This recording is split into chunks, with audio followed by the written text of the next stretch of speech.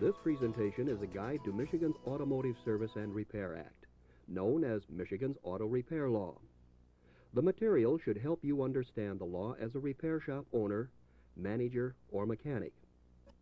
If you have any questions after watching this video, please refer to the manual titled, What Every Repair Facility Must Know. It is supplied to all repair facilities when a new registration is issued. Manuals can be requested by telephoning area code 517-373-9063.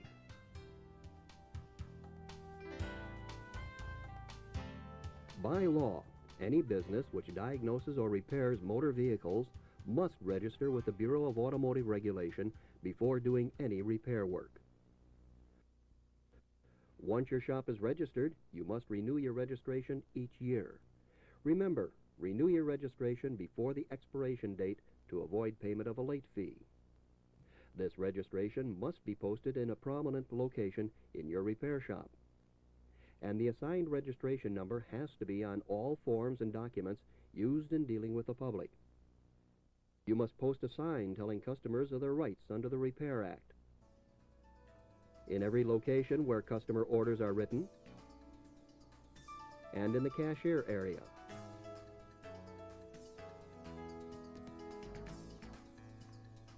Before any repairs are started, your shop must give the customer a written estimate if the bill is going to be $20 or more. Your shop also has to provide a written estimate if the customer asks for one, even if the repairs are less than $20.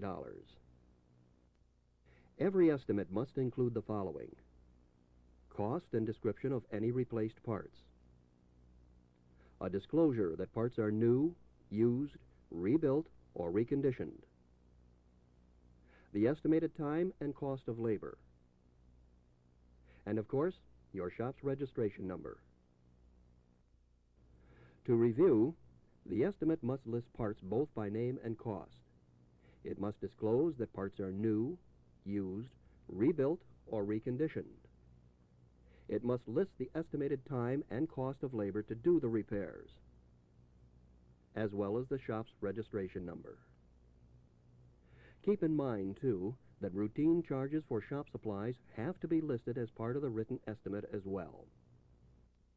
Now, suppose your customer is in a hurry and can't wait until the estimate is done. In this situation, the customer can waive their rights to a written estimate under the Repair Act. Bear this in mind. The waiver should be used only in limited situations, and your shop may not make the waiver a requirement for making repairs.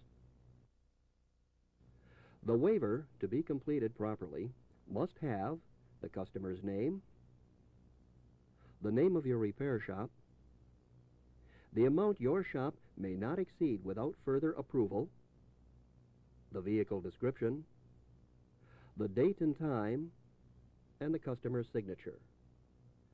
Remember, this waiver must be signed by the customer. Your shop must provide the customer with a copy of the completed waiver form, just like any other signed repair document.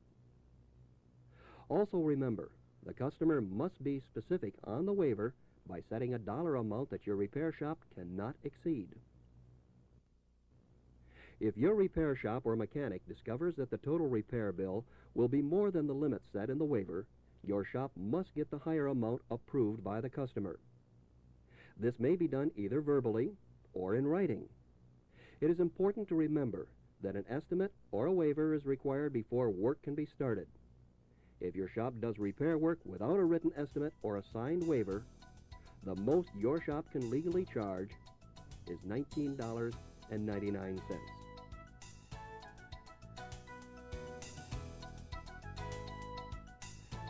There are 3 special situations that your shop might be confronted with when a vehicle comes in for repair. Sometimes it's necessary to write an estimate for a diagnosis or inspection charge when an estimate of actual cost for repairs cannot be made right away. When this is done, the charge for doing a diagnosis or inspection has to be listed on your estimate. Also, if it will be necessary to disassemble the vehicle, the reassembly charge, if any, must be included in the estimated price, just in case the customer decides not to have the repairs done.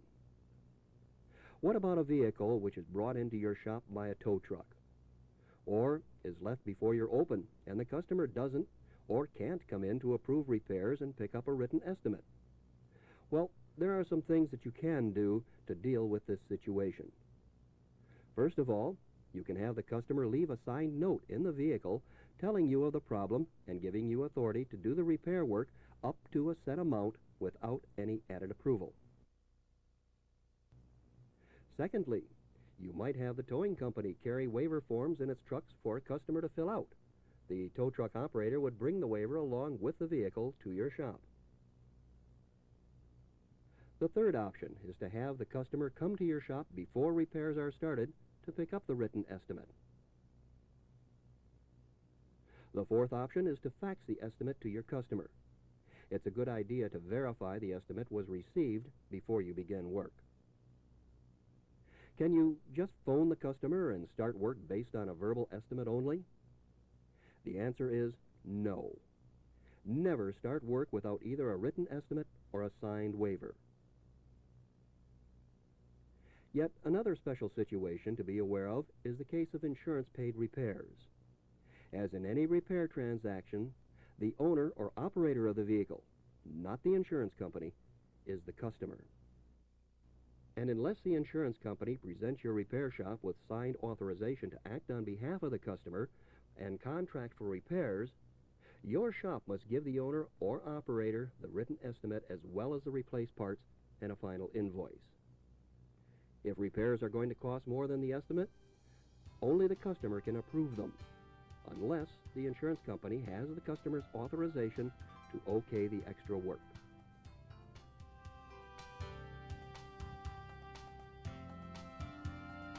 Now, what about approving repair estimates? This is usually a simple procedure. The customer approves your estimate by accepting it and leaving the vehicle. Remember, the customer must be given a copy of the estimate. Anytime a customer signs a document to repair the vehicle, that customer must be given a copy of the document at the time it is signed. But suppose there are added costs. Say your mechanic begins to repair the vehicle and discovers something else is wrong. Or suppose your mechanic finds that additional parts are needed to do the repairs properly, or that maybe the work is going to take longer than originally expected. Under the law, the customer's approval must be obtained before you can do anything that will increase the amount of the original estimate more than $10 or 10%, whichever is less. For example, say your estimate is $95.83. Your mechanic gets into the job and finds out it's going to cost an additional $178 above the estimate. The customer's approval is needed because the increase is more than $10 above the original estimate. So an additional approval is needed. Someone from your shop must notify the customer. Getting the customer's verbal approval can be done over the telephone. When you contact the owner, it would be wise to note on the repair order the time and date and the name of the person who provided the approval. This will help your shop to document that the customer was contacted and that the extra charges were approved. But what about the customer who decides against the extra repair work?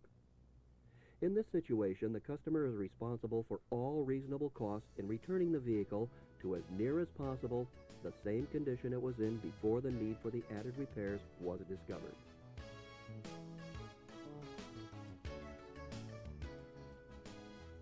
After the work is complete, your shop must give the customer a written statement of all repairs that were made. This statement, or invoice, has to include a description of repairs requested, authorized, and performed, estimated cost and actual cost, a list of all parts that were replaced, specifying if they were new, used, rebuilt, or reconditioned, an explanation of any repairs that were not completed, the name and certification number of the mechanic who did the diagnosis and repair, the signature of the owner or designated representative of your repair shop certifying that repairs were done properly or providing an explanation why repairs could not be properly performed, and the total cost of repairs. The law requires repair facilities to keep all documents pertaining to repair transactions for 5 years. This would include, for example, the written estimate, the final invoice, any waivers, warranties, parts purchase invoices, sublet invoices, or any other documents. If your repair facility is a body shop, in addition to these records, you must also keep records of all late model major component parts acquired and sold. What about warranties? The law does not require a repair facility to provide a warranty on repairs performed or parts sold. If your repair facility offers a warranty, you must disclose in writing what is warranted, who will honor the warranty, the duration of the warranty, obligations, if any, on the customer, and any exceptions or exclusions to the terms of the warranty. The customer must also receive a copy of this disclosure. Now, what about replaced parts? Before repairs are started, your shop must notify its customer, either by a sign or a written statement, of their right of the return of the replaced parts. When the work is complete, you have to let the customer inspect and keep all replaced parts, unless the customer has given your shop specific authority to get rid of the parts. Replaced parts that are not taken by the customer must be kept by your shop for 2 business days, unless the customer gives you approval to discard them. It's a good idea to routinely give parts to the customers. For example, many repair shops return them in a box, or place them in a plastic bag, and then leave them on the floor of the vehicle. There are 2 exceptions to the requirement of returning parts. First, your shop may have to return parts to the manufacturer or distributor because of warranty work or core charges, which would prevent you from returning them to the customer. In the event there is a core charge, the customer is entitled to inspect replaced parts they have paid for. But if the customer wants to pay the core charge, you must give them the replaced parts. If they return the parts, the core charge is refundable. You are not required under law to return parts that are considered dangerous and perhaps explosive. In any case, your customer has to be allowed to at least inspect all parts that have been replaced and paid for. Now, what about sales tax? Well, you can charge sales tax on parts, but never on labor.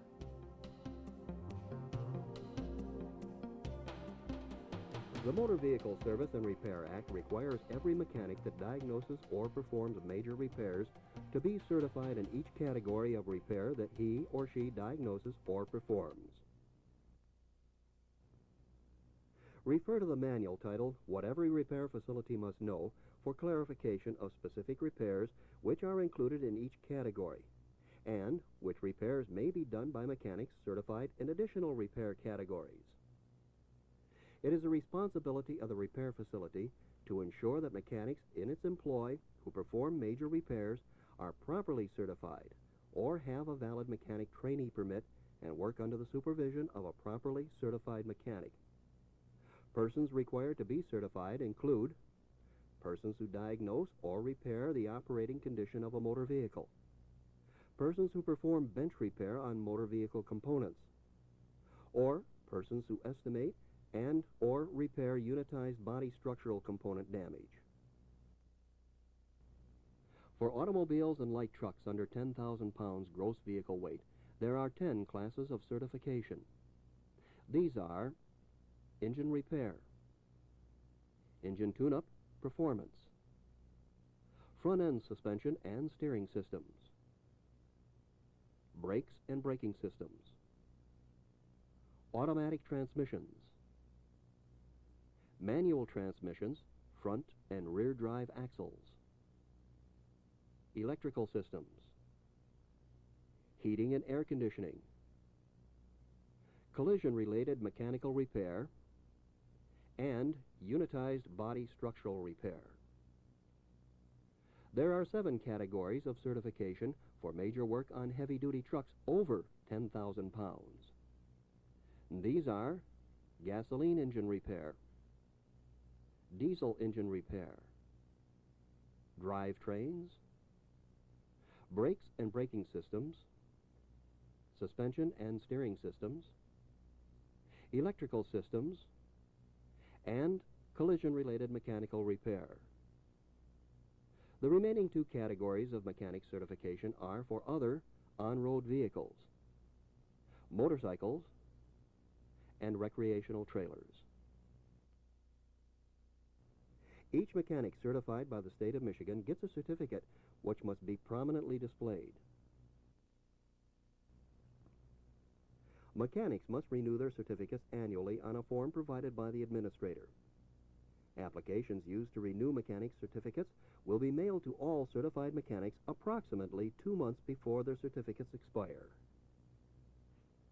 A mechanic who may not be prepared to pass a certification test may become a mechanic trainee by filling out an application form and paying a fee to the Bureau of Automotive Regulation.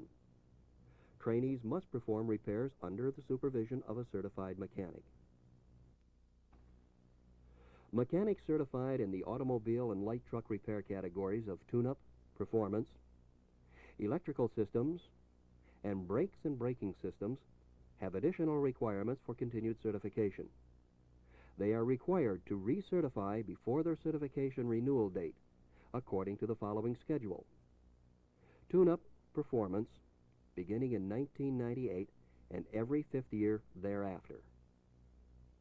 Electrical systems, beginning in 1999 and every 5th year thereafter.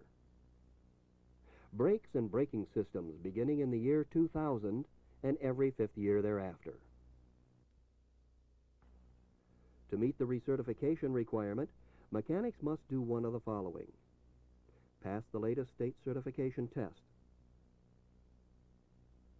or show proof of current and appropriate ASE. That's the National Institute for Automotive Service Excellence certification. Or successfully complete a state-approved training program. Mechanics unable to meet the recertification requirements may be eligible to receive a trainee permit.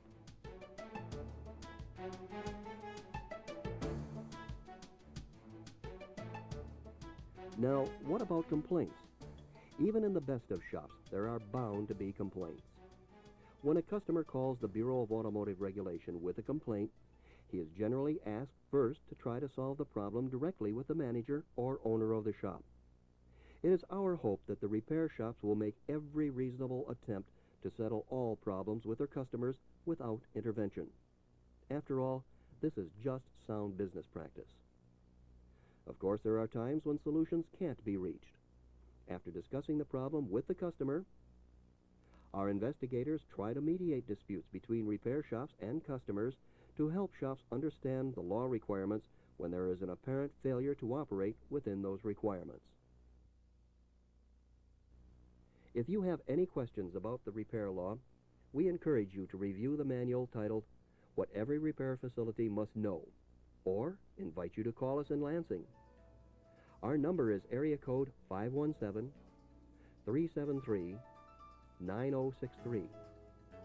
Again, that number is area code 517-373-9063.